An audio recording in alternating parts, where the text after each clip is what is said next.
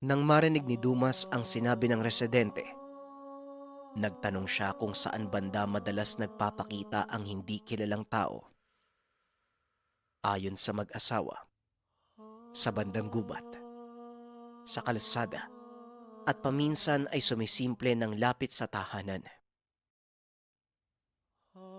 Diyan po sa may likod, may puno po ng mangga. May daanan po dyan papuntang gubat eh. Madalas nagpapakita po yung babae. Hindi na po namin sinubukan na sitayin eh. Kahit nasa loob po ng lupa namin. Natatakot po kami na baka aswang eh.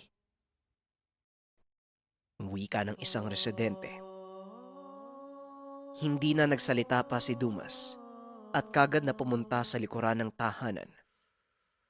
Nakasunod naman sa kanya si Veray. Habang si Kuming at Tatay Lexus, pinuntahan ng kalsada kung saan nasipatan ang ibang aswang. Kuya, ano pong gagawin mo? Lalagyan mo po ba ng patibong? Wika ni Veray nang makarating sila sa likod ng bahay. Hindi nagsasalita si Dumas. Makikita sa muka ang pagka-agresibo. Panay singhot na tila may inaamoy. Ilang segundo lang. Naglakad si Dumas sa maliit na daanan kung saan may nakatanim na mais sa bawat gilid. Nang mga sandaling ito, nakaramdam ng takot si Veray. Ito pa lamang ang unang beses na nakita niya si Dumas na sobrang seryoso at hindi kumikibo. Kaya hindi may tatanggi na maaaring may nakita si Dumas doon sa gubat. Sumunod naman si Veray. Panay lingon ito sa gilid dahil sa takot na baka may nakatago sa loob ng maisan. Tinanaw niya si Dumas. Medyo malayo na ito kaya mas binilisan niya ang lakad. Bigla na lang may dumaan sa harapan na ubod ng bilis. Dahil sa pagkagulat, napasigaw si Veray at hindi napigilang ihataw ang mahabang bolo. Kaya nagliparan ang mga tinatamaang mais.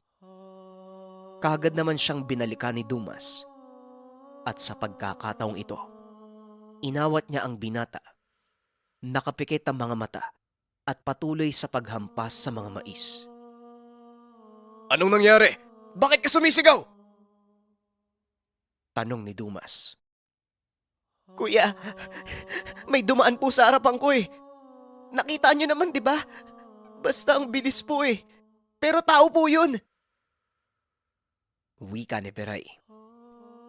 Sabi ko na nga ba, kung napansin mo na iba na yung kilos ko, ang ibig sabihin nun, may nararamdaman akong kakaiba sa lugar. Hindi nga ako nagkamali. Aswang ang napadaan dito. Linti, lumipat ka muna ng lugar. Doon ka sa malawak na espasyo. Baka hindi lang nag-iisa ang aswang. Pambihira talaga. Kahit may araw, hindi pinapalampas na mga kaskas. Wika ni Dumas. Nang marinig ito ng binata, tumakbo si Veray papunta sa malawak na espasyo. Ngunit sa bandang gubat na ito at malayo na sa mga kasama. Nakikita niya si Dumas. Marahang naglalakad sa maisan. Halata sa kinikilos na tila anumang oras ay papatay na ng nilalang. Maya-maya pa, napansin ni Veray ang paggalaw ng maisan sa bandang gilid ng gubat. Dito niya sinambit ang pangalan ni Dumas at tinuro ang direksyon.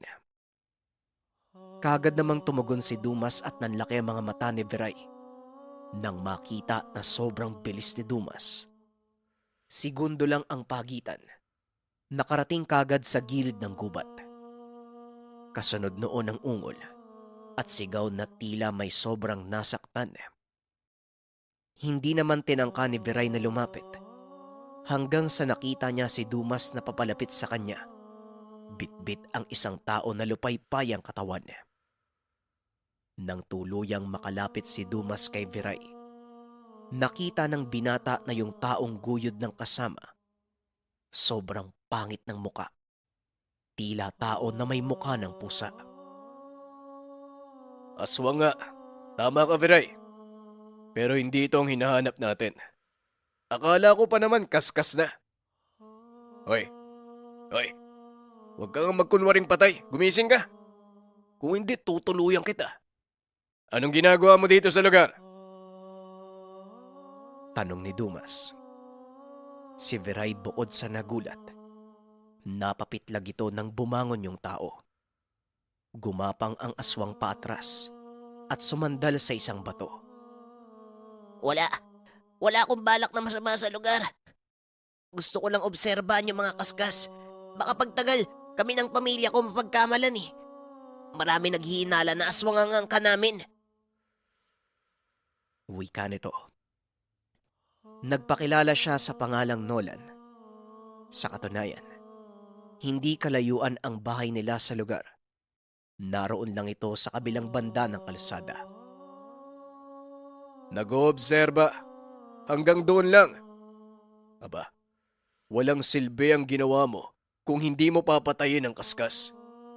Kung sa bagay, hindi mo naman talaga kayang mga uri ng aswang na yon. Isa ka lang hamak na asbo. Alam mo ba kung nasaan ang mga kaskas? Huwag kang tatakbo ah.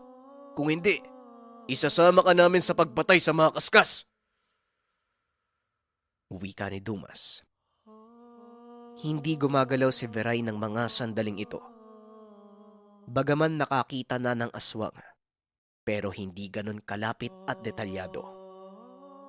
Maliban na lang ngayon, malapitan niyang nasisilayan ang postura ng nilalang.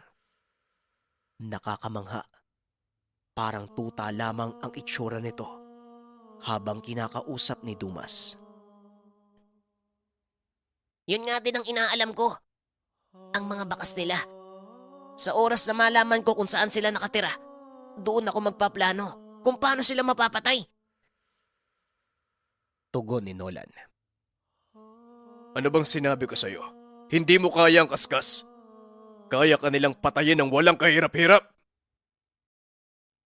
Tugon ni Dumas. Alam ko yun. Pero hindi sa pamamagitan ng pakikipagpalitan ng lakas. Lalasunin ko sila. Maraming nagkalat na marka dito sa lugar. Iniisa-isa ko yung marka. Kung saan pupunta at kung ano ang ginagawa ng kaskas sa bawat lugar. Huwag mong mamalitin ang mga asbo. May kakayahan akong pumatay. Sino ka ba? Bakit ang lakas ng tangan mo? Wika ni Nolan. Malamang kilala mo na ako noon pa man. Bueno, ako si Dumas. Wika nito. Nanlaki mga mata ng asbo. Makikita ang halong emosyon sa muka. Hindi mawari kung matatakot ba o mamamangha. Ang bantugang mamamatay ng aswang. Yung tagapanay na si Dumas. Ikaw pala yun, teka. Ipapaalam ko lang sa'yo. Wala akong ginagawang masama dito sa lugar. Marahil alam mo naman ang uri ng asbo. Wika ni Nolan. Tama ka. Kilala ko ang mga asbo. Kagaya ng gabunan. Alaga kayo ng mga hukluban. Pero hindi kumakain ng tawang asbo. Subalit malakas ang kalaman sa pangkukulam. Teka, total malakas din ang pandaman ng mga asbo. Matutulungan mo kami. Iisa lang ang adhikain natin, kaya dapat magtulungan tayo. Sumunod ka sa amin. Pero bumalik ka muna sa anyong tao. Wika ni Dumas. Ngunit tumanggi si Nolan. Mariing sinabi na mas delikado kapag may kasama siyang tao. Lalo na nagtataglay ng tangan. Maaring maapektuhan ng pagtatago nito at malantad ang tunay na pagkatao. Mas maiging kumilos siya mag-isa. Nang sa ganun ay mas malaya siyang makakagalaw. Dagdag pa nito, ituturo niya na lang kung nasaan ang ibang marka para hindi na mahirapan ang grupo sa paghahanap sa mga aswang. Nakikita niyo ba yung gubat sa kabilang banda? Diyan sana ako pupunta kanina. Kaso hindi ko inaasahan ang pagdating niyo. Tuwing hapon o gabi, palagi ko silang nakikita dyan. Yung mga pinaghihinalaan kong kaskas. Walang palya eh. Nandyan palagi. May buntis, malapit dyan nakatira. At alam kong yun ang pakay nila. Wika ni Nolan. Sigurado ka, ha? Hindi ka nagsisinungaling. Hindi kaya kasama ka din ng mga kaskas? Tugon ni Dumas. Hindi ako nagsisinungaling at bilang pruweba, ibibigay ko ang pangalan at detalye kung saan ako nakatira. Alam ko namang napakadelikado dahil maaaring magamit ito upang ipako ako. Maliban pa dyan, maaari mo ding matugis ang pamilya ko. Kapag may katanungan kayo, pwede niyo akong puntahan sa bahay. Pero hindi ako pwedeng sumama. Pasensya na. Wika ni Nolan. Nagkatinginan si Viray at Dumas. Maya-maya pa tumango si Dumas at sinabing makakaalis na si Nolan. Total kabisado niya naman ang galaw ng uri ng aswang. Sa oras na may gawin itong hindi maganda, papatayin niya ang asbo. Hindi naman nagsalita pa si Nolan at mabilis na umalis sa lugar. Matapos nun, binalikan na ng dalawa ang mga kasama. Nagtaka pa noon si Kuming kung bakit sila natagalan at dito sinabi ni Dumas ang dahilan. Nakikita niyo ba yung kakawayan? Kuming, Viray at Mang Lexus, babantayan natin ang lugar hanggang gabi. Nasa magkabilang banda tayo. Titignan natin kung lalabas at magpapakita nga ba yung sinasabi ng asbo. Viray, sumama ka sa akin. Kuming at Mang Lexus, magsama naman kayong dalawa. Pero sa tabing kalsada lang. Delikado kapag nasa kakawayan kayo lalo na sa gabi. Kami ni Viray, papasukin namin ang kakawayan. Huwag kang mag-alala, Mang Lexus. Walang mangyayari kay Viray hanggat kasama niya ako. Wika ni Dumas. Nagtanong naman si Kuming. Paano na yung babae? Hindi niyo ba nakita? Nasaan na kaya yun? Nawala na lang bigla. Hayaan niyo na yun. Malamang mahanap niya tayo kung susunod siya. Ibang mundo talaga kung mag-isip yung babaeng yun eh. Napansin niyo, di ba? Parang babaeng kalye. Wika ni Dumas. Nang mga sandaling ito, kasama lang ni Dumas si Salin. Hindi nga lang ito nagpapakita ng sa ganon. Hindi mabasag ang plano nilang pagtugi sa kaskas. Hindi naman na nagsalita pa ang mga kasama. Ngunit bigla na lang nagsalita si Dumas na tila kinakausap ang sarili. Narinig pa ito ng mga kasama, kaya makikita ang pagtataka sa muka. Nakikiusap ako, Salin. Huwag ka munang magpakita. Hayaan mo, pagkatapos nito gagawin ko yung gusto mo. Basta wag lang ngayon. Wika ni Dumas. Basta bilisan mo. Ang gusto ko, palagi kitang nakakausap. Tugon ni Salin. Naku, pwede ba? Tigil-tigilan mo ako sa ganyan mo, ha? Kahit ngayon lang. Wika ni Dumas. Kuya, may problema ba? Parang kinakausap mo yung sarili mo. Wika ni Viray. Wala naman. May iniisip lang ako. Pasensya na. Tugon ni Dumas. Nako, Dumas. Konti pa naman yung kinain mo kanina. Delikado na yan. Mahirap gamutin yung sakit sa utak, no? Kaya huwag kang magpapalipas sa gutom. Nakakatakot kapag nangyari yon. Lalo na sobrang lakas ng kanaman mo. Delikado para sa mga tao. O lalong-lalo na sa mga nilalang. Wika ni Kuming. Kumunot ang mukha ni Dumas at tumalikod. Kita mo na. Napagkakamala na akong baliw. Ay, pwede ba? Huwag mo muna akong kausapin, Salin. Nakikinig ka ba, ha? Huwag na huwag kang magpapakita sa ganitong sitwasyon. Kuming. Saka, Viray, pasensya na kayo, ha? Talaga minsan nagbibitaw ako ng mga kataga orasyon o poder. Di ba, alam mo naman yun, Kuming. Talagang bubuka yung bibig ko. Yung iba naman, nagbibitaw ng kataga sa pamamagitan ng isip. Alam mo na yun. Wika ni Dumas habang kumakamot ng ulo. Hindi naman na nagsalita pa si Kuming. Pero makahalata sa muka na tila naguguluhan.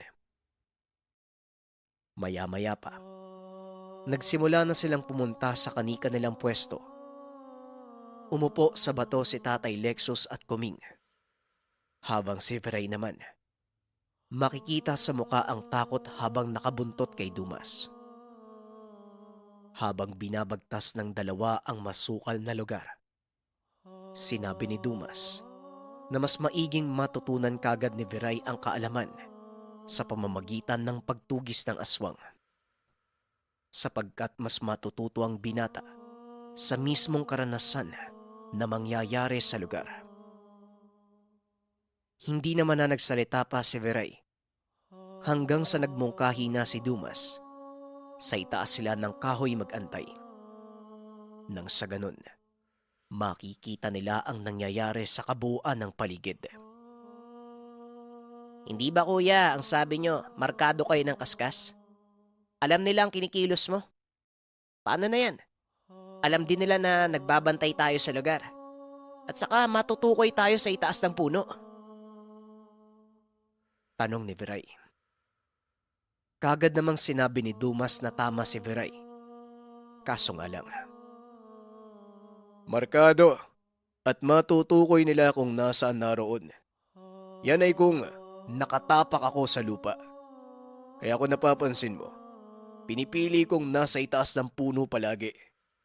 Malakas ang pangdama ng mga kaskas sa pamamagitan ng pag-alam ng sistema at presensya sa lupa.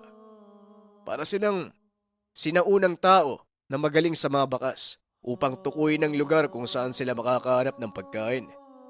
Pero yun nga lang, limitado pa rin ang pananatili ko sa puno. Kasi malalaman din ang kaskas eh. Kaya dapat maging alisto tayo. Sa oras na mamataan kagad natin ang aswang, mabilis na tayong kikilos. Pagpapaliwanag ni Dumas. Malapit nang magtakip silim. Kabado na si Viray habang nasa itaas sila ng puno. Gusto niya sanang sabihin na susuko na lang at hindi na ipagpapatuloy ang pagkakaroon ng kaalaman. Pero pinili niya maging matatag. Natatanaw niya naman si Kuming sa bandang kalsada, habang si Dumas naman patuloy ang saboy ng apog. Kuya, ano pong ginagawa nyo? Patibong ba yan? Tanong ni Viray. Hindi. Dahil wala na tayong oras para gumawa ng patibong. Kung sakali na may magpakitang tao, malalaman nating aswang dahil sa ginawa ko. Malalantad nito ang kanilang pagkatao. Pambasag ng sabulag ang proseso na ginawa ko, Viray. Malay mo, ibang tawang dumating at mapagkamala natin. Magaling manlinlang at magpanggap ang mga kaskas. Kaya kailangan natin silang mautakan. Tugon ni Dumas. Maya-maya pa, naglakad na ang dalawang tao na nagmula sa kabilang parte ng kakahuyan, kung saan nakikita nila Dumas ang mga ito na pababa ng kalsada. Tinapik ni Dumas si Viray at sinabing huwag gagalaw. Hanggat maaari, sundan na lang ng tingin ang mga tao sa pamamagitan ng mata. Tumango naman si Viray. Hindi nga gumalaw na tila tuko sa kahoy. Samantalang si Kuming at Tatay Lexus, hindi nila napansin ang dalawang tao. Bigla na lang huminto ang dalawang lalaki. Tinoon ang atensyon sa dalawang tahanan malapit sa gilid ng kalsada. Maiging binantayan. Bagaman madilim na, tinatamaan ito ng liwanag mula sa poste. Hanggang sa bigla na lang dumapa ang isa na tila pormang palaka at tumuwad. Habang yung isa naman, gumagalaw ang ulo, nag-uunat ng mga kamay. Hanggang sa ganun na lang ang pagkagulat ni Viray dahil yung dumapa nagmistulang bato. Naaakalain mong nakahanay na mga bato na malapit sa kabayan. At yung isa naman, bigla na lang gumilid sa puno at naging kakulay ng dilim. O di ba? Kung hindi ako naglagay ng pangbasag, hindi mo yan mapapansin. Akalain mo lang na nakatayo lang yung dalawang tao. Pero ang totoo, may ginagawa ng kakaiba. Kumpirmado. Kaskas ang mga animal na to. Yan ang katangian ng kaskas, Viray. Kaya ang sakit sa ulo kapag silang naging kalaban mo. Kung hindi ikaw ang tutugis, ikaw ang tutugisin nila. Nakita mo na kung gaano sila kasabik sa dilim, ano? Dito ka lang muna, ha?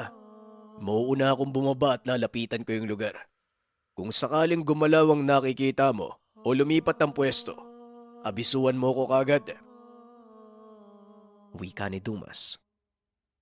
Tumangulang si Viray. Pawis na pawis ang muka at nababalisa na ang binata sa takot. Pinagmamasdan niya lang si Dumas habang naglalakad palapit doon sa mga aswang. Panay pa din ito ng saboy ng apog. Hanggang sa bigla siyang tumakbo ng mabilis. Kagad nakarating malapit sa mga aswang. Nakita niya kung paanong dinakma ni Dumas ang nag-anyong bato. Naging tao na lamang bigla. Tinanaw niya yung nasa gilid ng puno. Naroon lang ito. Hindi gumagalaw. Hindi na nakatiis pa si Viray. Kagad siyang lumundag. Tumakbo ng mabilis upang tumulong. Kasabay nito, sinigawan ni Viray si Kuming at Tatay Lexus. Sinabing nahuli na ang aswang at kinakailangan nila ng tulong. Tila mga sundalo ang dalawa na nasa kalsada. Marami nitong lumapit sa lugar habang nakaumang ang sandata. Nang makarating naman si Viray, diretso niyang pinuntahan ang aswang na nakatago sa puno. Nang mga sandaling ito, inipit naman ni Dumas ang leeg ng isa, kaya nahirapan itong makagalaw. Hindi alam ni Dumas na nasa likod niya si Viray at papunta sa isa pang aswang. Nang tuluyang makalapit si Viray doon sa puno, bigla na lang siyang sinunggaban. Dahil sa bilis ng kaganapan, nakalmot si Viray. Napatras ito at nasugatan sa muka. Ngunit hindi natakot si Viray. Dinipa ang kamay. Hinamon pa ang aswang na lumabas sa dilim. Matapang ka lang dahil magaling kang magtago eh. Halika dito. Lumabas ka dyan! Nang makita ito ni Dumas, namangha siya dahil kaagad gumana ang mutya ng pulang lupa na nakakapit sa bolo. Inakala niya na daraan pa ito sa mahabang proseso. Sa nakikita niyang tapang at bagsik sa mukha ni Viray, indikasyon, naglalabas na ang tangan ng bisa. Ibinibigay ito sa kung sino mang may hawak ng mutya ng pulang lupa. Hinayaan niya lang si Viray. Binalian niya ng balikat ang aswang na nahuli, kaya umiyak ito at walang tigil na sumigaw. Nang mga sandaling ito ay dumating na si Tatay Lexus at Kuming. Nang makita ang pangyayari, tila nawala ang tapang ng mga ito.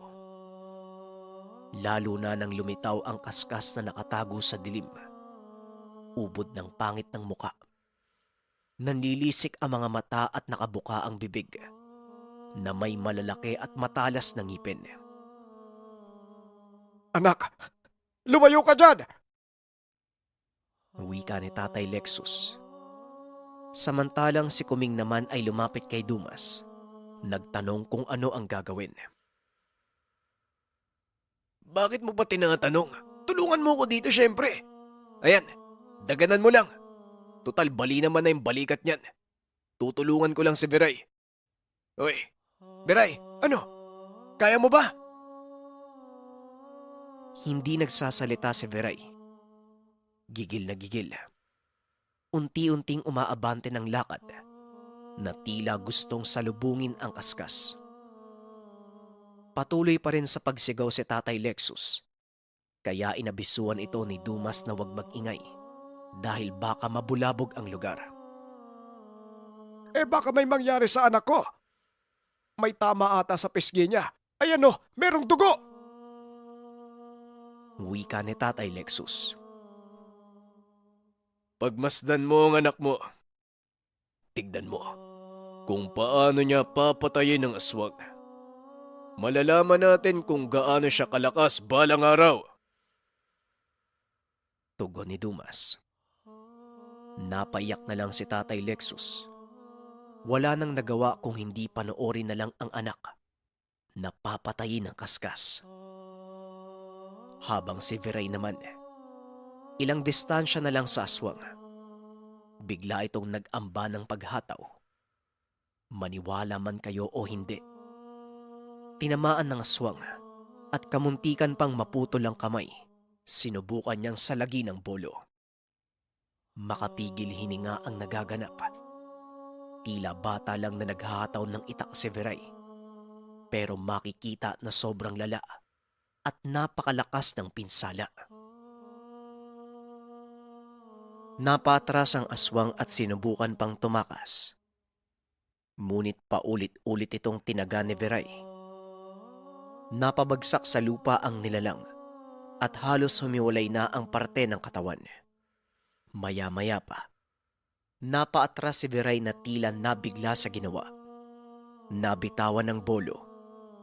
Sabay puna sa kamay na punong-puno ng dugo. Pwede na.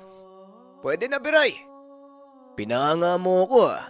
Ang sabi ko naman, kadalasan sa mga divino yung mga mangmang sa kaalaman. Hindi mo akalain na may taglay silang katangian. Ang ibig sabihin niya, nagkabisa na yung ibinigay kong bolo. Parang matador. Kayang tadtarin anumang matigas na bagay. Lalo na siguro kung siya ang susunod na hawak ng luwa ng bayawak. Para naman may katuwang na ako sa pagtugis sa mga aswang. Wika ni Dumas. Sinabihan pa nito si Kuming na talian ng bihag. Patay na lang natin.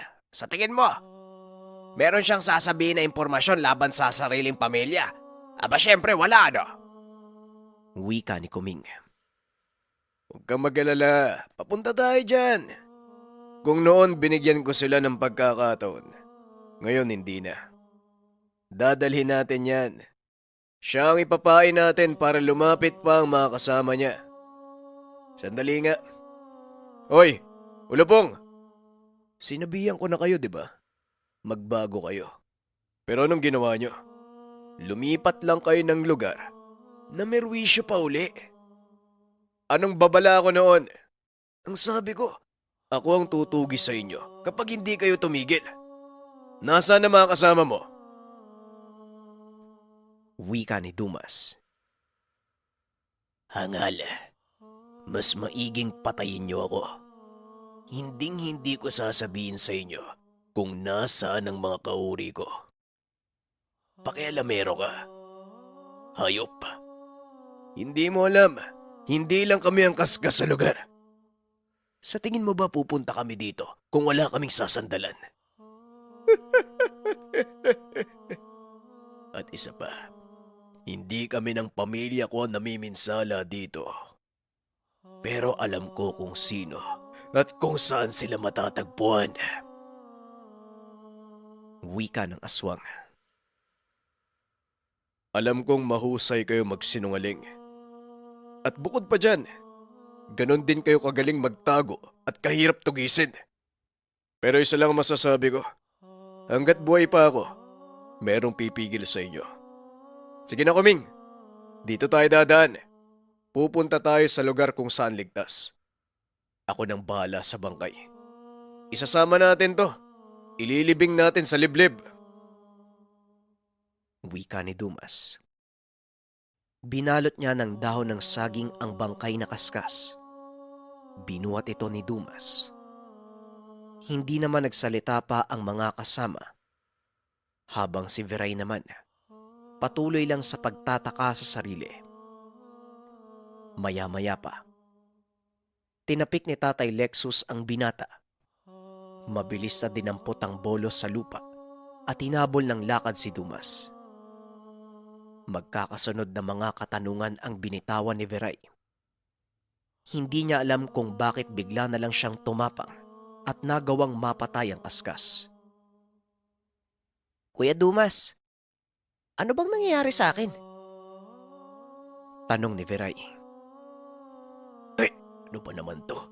Ang bigat ng kaskas na to Bueno, yan ang una kong gamit bago magkaroon ng luwa ng bayawak. Malakas ang tanga na pulang lupa. Pero mas malakas kapag kumapit na yung bisa kapag nilagay mo sa sandata. Napakabisa niyang bumasag sa kahit anong baluting espiritual o kabal kung tawagin. Ang magiging epekto nito sa magtatangan, malademonyo. Lalo na kapag nakikipaglaban. Kahit nasusugatan, hindi iniinda. Magiging manid ka sa gitna ng labanan. Pero, teka nga, mamaya ka na magtanong. Hinihingal ako Tugon ni Dumas. Kalahating oras pa bago nila narating ang kabundukan. Huminto si Dumas. Sinabing ligtas na ang lugar sa mga kaskas kung sakaling sumunod man ito sa kanila. Medyo nag-aalangan si Tatay Lexus at Kuming. Nakakakilabot ang paligid na tila may nakatira na mga lamang lupa. May matatayog na kahoy. May maliit na espasyong mabato. Pero balot ito ng makapal na usok na galing sa hamog. Nanunuot ang lamig sa balat kaya hindi nakatiis si Kuming. Tinali niya sa puno ang dalang bihag at naghanap ng mga tangkay upang makapagsiga. Samantala, Teka nga lang, Dumas. Sigurado ka bang ligtas dito? Nagtatayuan yung balahibo ko sa sobrang kilabot tanong ni Tatay Lexus habang inaayos ni Dumas ang bangkay ng kaskas. Hindi naman ibig sabihin kapag natatakot, hindi naligtas. May dahilan ako, Mang Lexus. Mabang istorya kung iisa-isahin ko pa. Basta, hindi magtatangkang pumunta ang mga kaskas dito. Maniwala kayo sa akin. Tugon ni Dumas. Maya-maya pa tinabunan nito ang bangkay ng mga bato. Napakatahimik at kalmado lang si Dumas. Samantalang ang mga kasama naman, hindi mapakali habang naroon sa lugar. Magkakatabi sa isang banda ang mag-ama at si Kuming. Ilang segundo lang ang lumipas. Nakarinig ang tatlo ng mahinang boses ng babae pero umieko. Tila kaluluwang umaawit, kasabay ng huni ng iba't ibang insekto at hayop sa paligid. Anak nang, ano kaya yon? Kuming, may tangan ka, di ba? Alam mo ba kung ano yon? Nakakatakot Tignan mo si Dumas parang wala lang sa kanya. Wika ni Tatay Lexus. Hindi ko alam. Huwag ka na lang magsalita. Pagtiwala na lang tayo kay Dumas pero sa totoo lang, hindi talaga maganda yung pakiramdam ko dito. Tugon ni Kuming. Nang mga sandaling ito, mas lalong kumapal ang hamog sa lugar. Mas lumamig. Hindi na napigilan ng tatlo na lumapit kay Dumas. Habang yung boses naman ng babae, palakas ng palakas. Kaya mas lalong nangilabot ang mga kasama ni Dumas. Sus, Ginoo. Magpakita ka nga dyan. Huwag mong tinatakot yung mga kasama ko. Wika ni Dumas. Sino, Dumas? Sino tinatawag mo? Sabi ko na nga ba hindi maganda yung lugar na to Tanong ni Kuming. Hoy babae, magpakita ka na. Anak ng puting kambing naman, oo. Hindi napigilan ni Kuming at Tatay Lexus na mapatingin sa paligid. Bagaman sinabi ni Dumas na babae, ngunit tunog na sa ilalim ng lupa ang boses. Hanggang sa bigla na lang lumitaw si Salin. Kamuntikan pa silang magtakbuhan dahil sa pagkabigla. Bakit natatakot kayo? Ako lang naman to Ano ba naman itong mga kasama mo, Dumas? Mga takot pala Iiwan ka niyan kapag nagkataon. Wika ni Salin. Akala ko pa naman nagkakaintindihan tayo kaya hindi ka nagpapakita. Ikaw talaga, walang mapaglagyan niyang kalokohan mo ano? Wika ni Dumas. Napakunot ang noo ni Kuming. Nagtataka. Kagad nagtanong kung ano at sino ba talaga si Salin. Wala nang nagawa pa si Dumas kung hindi ipagtapat sa mga kasama ang patungkol kay Salin. Nabanggit ko naman sa kwento sa inyo, di ba? Kung paano ko nakuha yung luha ng bayawak. Si Salin, siya ang diwatang gabay ng luha ng bayawak. Wika ni Dumas. Nanlaki mga mata ng tatlo sa narinig. Sabi ko na nga ba may kakaiba sa babaeng yan Diwata pala Kaya pala walang kapares ang kagandahan. Sa tanan ng buhay ko, hindi pa ako nakakita ng diwata. Maliban na lang ngayon. Wika ni Kuming. Oo, kaya nga, kampante ako sa lugar. Malakas siya dito dahil tirahan talaga ito ng mga lamang lupa. Maganda lang yan sa anyong tao. Pero pag nakita nyo yung anyong engkanto niyan, naku, kung wala kayong tapang, siguradong tatakbo kayo sa takot. Teka, sandali. Huwag kang lalapit. Anong gagawin mo? Ang kulit mo talaga, ano? Hindi ka ba nahihiya sa kanila? Wika ni Dumas. Lumapit si Salin sa kanya at niyakap siya ng maigpit. Ano bang problema mo? Napakilala mo na ako Ano pang kinakatakot mo? Wika ni Salin. Ilang sandali pa ay bigla na lang napahinto si Salin. Sumimangot ang muka. Ganon din si Dumas. Naging agresibo at panay sipat sa paligid. Bakit? Anong nangyari? Tanong ni Kuming. Hindi ko maintindihan kung paanong nakapasok ang mga aswang dito. Tugon ni Dumas. Nang marinig ng mga kasama ang sinabi ni Dumas, kagad nagbago ang daloy ng hangin. Mabilis na binunot ang sandata. Kagad naglaho sa dilim si Salin. Habang si Dumas naman, makikita sa muka ang pag-aalala. Naalerto ang tatlo nang makita ang itsura ni Dumas. Alam nilang matapang at kampante ito. Ngunit sa reaksyon ng muka, alam nilang mapanganib ang mga nangyayari. Maya-maya pa, nakita ni Beray na bigla na lang nagliwanag yung palamuti sa dulo ng buhok ni Dumas. Nagubad na din ang damit at nanlaki mga mata ng tatlo sa mga katagang nakatato sa katawan ni Dumas. Nagliliwanag ito na tila ba kasabay sa pagpintig ng puso. Hindi ako sigurado, pero higit sa 10 kaskas ang nasa paligid natin. Hindi ko alam kung paano nakalapit. Teritoryo ng lamang lupa ang lugar na ito. Beray, Mang Lexus at Kuming, pasensya na. Hindi ko kaya na sabay-sabay kayong protektahan. Gagawin ko ang lahat ng makakaya ko. Pero ang masama ngayon, naubos ang dala kong apog para pambasag ng sabulag nila. Wika ni Dumas, kaya mas lalong nag-alala ang mga kasama. Umabante na si Dumas. Nakita naman ng tatlo na nagbago ang aura ni Dumas. Kulay ginto, may buntot, at sobrang laki na parang buhaya. Nakakatakot. Pero hindi ako natatakot sa mga kaskas Mas natatakot ako kay Dumas. Yan na ang bisa ng luha ng bayawak.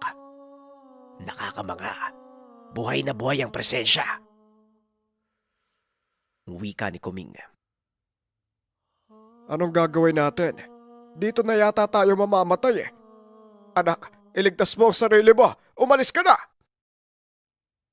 Wika ni Tatay Lexus. Tay, iligtas mo po yung sarili nyo para sa pamilya natin, Tay. Susunod po ako sa kanya. Wika ni Veray. Paglingon ni Kuming sa binata, Nanlaki ang mga mata nito nang makita si Veray dahil tila demonyo habang hawak ang bolo. Hindi na makita ang mga mata. Purong itim. Makapal ang kilay na tila sinapian. Umabante ng lakad si Veray at kahit anong abiso ni Tatay Lexus, hindi nakinig ang binata. Huwag kayong aalis dyan. Tutulungan ko si Kuya Dumas. Wika ni Veray. Nagkatinginan si Kuming at Tatay Lexus. Antayin na lang natin sila, Lexus. Pero kakaiba ang kinikilos ng anak mo. Parang hindi siya si Veray. Parang demonyo. Wika ni Kuming.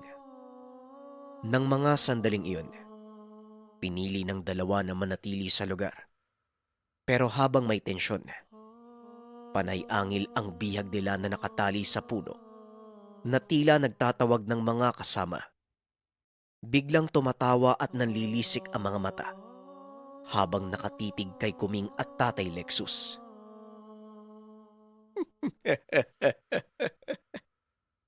Patayin niyo na ako. Parating na ang mga kasama ko. Bukod sa pamilya ko, marami pang iba.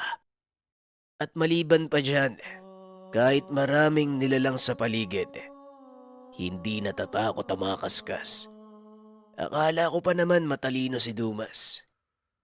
Lakas lang pala ng tanga ng taglay, pero walang utak. Wika ng kaskas. Samantala, maingat na naglalakad si Dumas sa masukal na lugar, habang si Veray naman patuloy sa pagsunod sa kanya. Narinig ni Dumas ang mabilis na kaluskos sa iba't ibang direksyon, kasabay ng agos ng tubig at paglakas ng huni ng mga kuliglig. Alam ni Dumas na nasa paligid lang ang mga kaskas. Ito ang tunog ng aswang kapag nagtatago sa dilim. Maya-maya pa, tuluyan nang nakalapit si Veray kay Dumas. Nagtanong pa ito kung bakit sumunod ang binata. Sinabi ni Dumas na dapat nanatili na lamang siya kila Mang Lexus para kahit papano mapagtanggol niya ang dalawa. Pero hindi nagsasalita si Veray. Sa halip ay bigla nitong hinampas ang bolo sa iba't ibang direksyon na tila nagwawala. Naloko na. Nakalimutan kong hindi niya pagamay yung gamit. Hindi bali na. Aswang naman ang pinupuntirya niya at hindi tao. Veray, naririnig mo ba ako? Teka, baka ako ang tamaan mo, ha?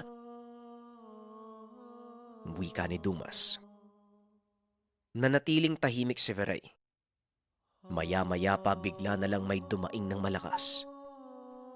Paglingon ni Dumas kay Veray, nanlaki ang mga mata niya nang makita na may nakahandusay na aswang sa paanan ni Veray. Dito lang nagsalita ang binata. Hindi napapansin ni Dumas, may malapit na aswang sa kanila. Kanina pa niya ito tinatagpas, ngunit ngayon lang tinamaan. Linti. Ganun ba? Pinapakiramdaman mo kaya pala ang tahimik mo, ano? Kala ko nawala ka na sa katinuan eh. Panay patama mo sa damo eh. Bueno, mabuting nararamdaman mo. Kasi ako wala akong maramdaman sa paligid eh. Dahil siguro sa maraka nila, kaya alam nila ang gagawin sa akin. Wika ni Dumas. Tumakbo siya pababa sa malawak na espasyo. Mas malaya siyang makikipaglaban kung sakaling may sumunggab sa kanya. Kaagad namang sumunod si Veray. Habang si Sally naman, tila kaluluwang lumulutang sa ibabaw ng mga damo. Nakaturo ang kamay sa isang direksyon. Diyan ka lang, Salin. Wala kang magagawa sa ngayon. Manood ka na lang muna. Hindi man lang tayo tinulungan ng mga kasamahan mo. Wika ni Dumas. Nang makarating sila sa ibaba, maiging pinakaramdaman ni Dumas ang lugar. Kung kanina nahihirapan sa mga kaluskos, ngayon madali niya nang makikita ang paggalaw ng mga damo. Dumas, Hindi ka tatabla ng aswang. Ba't parang natatakot ka? Nasa paligid lang sila. Nasa harapan mo yung dalawa. Wika ni Salin. Hindi ako natatakot. Hindi ako duwag. Hindi ko lang mahuli. Umalis ka nga dyan. Tugon ni Dumas. Nang mga sandaling ito, kahit sagad na ang pagkarga ng tangan ng luha ng bayawak, hindi pa rin niya makita ang kaskas.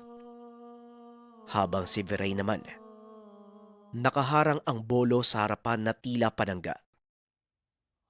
Maya-maya pa, nakita ni Dumas ang paggalaw ng damo. Unti-unting may lumalapit sa unahan. Sumimple ng tagilid si Dumas upang isipin na hindi niya ito napapansin. Hanggang sa bigla na lang bumuelo ng hataw ng itak. Tinamaan ito ni Dumas at napadaing ng malakas. Naputol ang kamay. Nagpakita na kila Dumas. Dito mabilis na lumapit si Viray. Bumuelo din ang pagtaga. Ngunit kasabay ng lahat ng ito, napaatras si Dumas. May umatake sa kanya nang hindi nila namamalayan. Kaya naman kagad iniharang ni Dumas ang itak at mabilis na umabante. Sa hindi inaasahang pagkakataon, may nabangga si Dumas. Inangat ang kamay sa harapan at may nahawakan. Uli ka. Kala mo maswerte kayong naubos na yung apog ko. Dahil kung hindi, maliwanag pa sa sikat ng araw ang presensya nyo.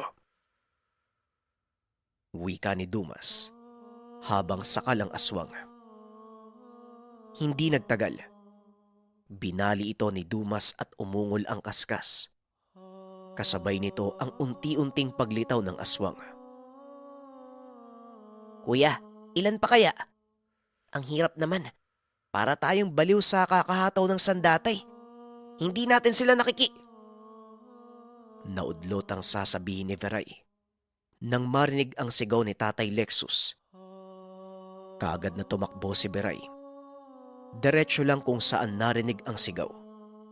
Hindi alintana ang mga maliliit na punong nakaharang. Habang si Dumas naman, matapos matiyak na patay na ang aswang ay sumunod siya kay Viray. Nang makarating ang dalawa, bumungad sa kanila ang sugatan na katawan ni Kuming. Gumagapang sa lupa habang inaabot ang punyal na bronse. Si Tatay Lexus naman, sakal ng isang kaskas. Nakikita nila na higit 5 ang kalaban, samantalang nakawala naman ang isang aswang na bihag nila. Dumas, naalala mo pa ba ako? Si Romero. Talagang sinundan mo pa kami, Ben, mabuti naman buhay ka pa. Akala ko pinatay ka na ng bantugang to Wika ni Romero habang sakal si Tatay Lexus. Maawain ka, Dumas. Kahit alam mong delikado kami. Binali pa ang kamay ko. Anong akala mo? Hindi to gagaling. Ano na, Dumas? Sinabi ko sa'yo, hindi lang kami ng pamilya ko ang kaskas. Akala mo nagsisinungaling ako? Wika ni Ben. Sa tingin ko, Dumas, ito na ang oras ng pamamaalam mo bilang tagatugis sa mga aswang. Pumapabor sa amin ang sitwasyon. Isipin mo, talagang dito kayo pumunta. Sa palagay mo ba mapoprotektahan ka ng gabay mo? Nakalimutan mo yata. Magkasing lakas kami ng mga lamang lupa. Wika ni Romero. Nag-alala si Dumas. Isang pagkakamali lang ng kilos, maaaring patayin ni Romero si Tatay Lexus. Kaya naman binaba niya muna ang tensyon sa sarili. Habang si Viray naman, kahit galit ay piniling kumalma rin. Nanatiling tahimik. Hindi nagpapakita ang binata ng pagka-agresibo. Pero habang nangyayari ito, Pasimpleng lumalapit si Dumas. Kaibigan, wala naman sanang ganito kung tumupad kayo sa pangako nyo sa akin eh. Nakasalalay na ang seguridad ng mga tao. Mabuti sana kung sapat na sa tiyan nyo mga hayop. Pero hindi eh. Siguradong papatay kayo ng tao. Marami naman kung tutusin eh. Maraming hayop eh. Pero mas pinili nyong maminsala ng tao. Inamin ko, pabor nga sa inyo ang sitwasyon. Maaari bang pakawalan mo na yung matanda at ako na lang ang patayin nyo? Wika ni Dumas. Sa pagkakataong ito, halos isang dipa na lang ang layo niya kay Romero. Hindi nagpakita ng maling kilos si Dumas. Binaba ang itak. Itinaas ang dalawang kamay. Marami ka nang napatay na kauri namin, Dumas. Hindi pa sapat ang buhay mo bilang kapalit. Wika ni Romero. Nang mapansin ni Dumas na mas dinidiinan ang pagsakal kay Tatay Lexus, mabilis niyang sinunggaban si Romero. Nabitawan ng kaskasang matanda. Habang si Veray naman, kumilos na at mabilis na tinaga ng bolo si Ben. Nakailag ito at sumugod sa kanya ang ilang makaskas. Nakakakilabot ang mga angil na maririnig sa lugar. Nagpagulong-gulong si Romero at Dumas sa lupa. Sa pagkakataong ito, natitiyak ni Dumas na hindi na makakawala sa kanya ang aswang. Binugbog ni Dumas si Romero at kahit anong pagmamakaawa nito, hindi niya na pinakinggan. Tama ka. Lamang kayo kanina. Hawak niyo si Mang Lexus. Pero mangmang kayo dahil nagpakita kayo sa harapan ko. Hindi mo ba naisip? Nahirapan kami hindi dahil sa lakas nyo, kung hindi dahil magaling kayong magtago sa sabulag. Pero ngayon, hindi ko na kayo bubuhayin. Wika ni Dumas sabay dampot sa itak at tarak sa dibdib ni Romero. Matapos nun, tinulungan niya si Veray. Walang sinasanto ang binata. Gaano man kabangis ang mga kaskas, nasusugatan ni Veray ang mga ito. Isa-isang napapatumba ang mga kaskas, hanggang si Ben na lang ang natira. Nakatulala ito. Tila hindi alam ang gagawin. Hanggang sa bigla na lang tumakbo palayo at naglaho sa dilim. Hahabulin pa sana ni Veray, ngunit pinigilan siya ni Dumas. Hayaan mo na yon. Kung nagawa nilang manghimasok sa lugar ng mga lamang lupa, hindi nila magagawang makalabas. Antayin mo, babalik din yan dito. Siguradong lililangin siya ni Salin. Nakikita mo yung gubat na yan? Siguradong dyan lilitaw si Ben. Wika ni Dumas. Hindi nga ito nagkamali. Sapagkat maya-maya lang ay narinig na nila ang yabag nito, kasabay ng pagkaluskos ng damo. Doon mismo sa tinurong direksyon ni Dumas. Nanlaki ang mga mata ni Veray nang makitang tumatakbo papalapit sa kanila si Ben. Nagulat din si Ben nang masilayan sila Dumas. Napahinto ito at makikita ang pagkataranta. Sige lang, tumakbo ka lang. Kahit hanggang umaga ka tumakbo, siguradong dito ka din babagsak. Ang yabang mo kanina eh. Veray, peram nga muna ng bolo. Matapos maiabot ni Veray ang bolo, kaagad niyang hinila ang kamay ni Ben at tinaga ang mga paa. Ang sabi ni Dumas, kahit papano ay may natira pa siyang awa. Mabubuhay si Ben, ngunit hindi na magagamit ang mga paa. Ngunit imbis na makitaan ng takot si Ben, nagsalita pa ito. Maraming salamat. Maraming salamat at binuhay mo pa ako. Sa palagay mo siguro gagaling pa yan ano? Dahil sa katangian mo nakaskas? Kung kanina gumaling yung pilay mo, ngayon hindi na. Ibahin mo ang kamandag ng bolong ito. Magtiis ka habang buhay. Bumagsak ang mukha ni Ben. Nabalisa at bigla na lamang umiyak. Nagmamakaawa na patayin na lang siya. Ngunit hindi na ito pinapansin ni Dumas. Sa halip nagbungkahi sa mga kasama na sunugin na ang mga bangkay ng kaskas. Maya-maya pa, matapos sunugin ng mga labi, nilisan nila ang lugar. Iniwan nila si Ben na patuloy sa pag-iyak habang gumagapang sa lupa. Madaling araw na nang makauwi ng tahanan si Veray. Ayon kay Dumas, tapos na ang misyon sa lugar at kinakailangan niya nang umuwi. Pero pinigilan siya ni Veray. Sinabing hindi pa siya natuturuan ni Dumas ng malalim na kaalaman. Tumawa naman si Dumas. Tumugon na hindi siya uuwi sa Panay. Doon muna siya sa bundok titira hanggat hindi pa lubusang nakakabisado ni Veray ang bolo. Labis namang natuwa si Veray. Ilang araw ang nakalipas ay wala nang nanggambala sa lugar. Naging payapa. Nakabalik na sa normal na pamumuhay ang mga tao. Panay naman ang bisita ni Dumas sa tahanan nila Veray. Meron itong dalang pasalubong galing kay Salin. Iba't ibang klase ng pagkain na hindi makikita sa mundo ng mga tao. Ganun pa rin. Patuloy pa rin sa pag-inom si Dumas. Hindi pa rin siya nilulubayan ng diwata at kapag lasing na, doon lang ito umiiwas sa kanya. Hanggang sa nagtagal, nahumaling na ng tuluyan si Dumas sa lugar at hindi na piniling umuwi pa ng Tanay. Binigyan siya ng lupain ni Tatay Lexus bilang pasasalamat sa pagtulong at pagpuksa sa mga aswang.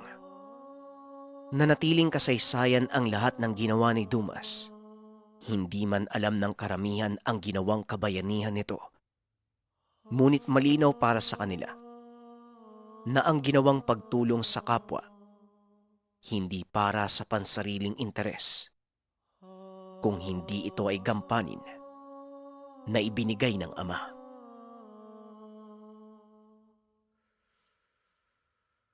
Maraming salamat sa pakikinig ng ating kwento. Bagaman ito na ang huling episode ng ating istorya, huwag kayong mag-alala. Marami pa tayong paparating na kwento dito sa ating channel. Muli maraming salamat mga kabayan. Paalam.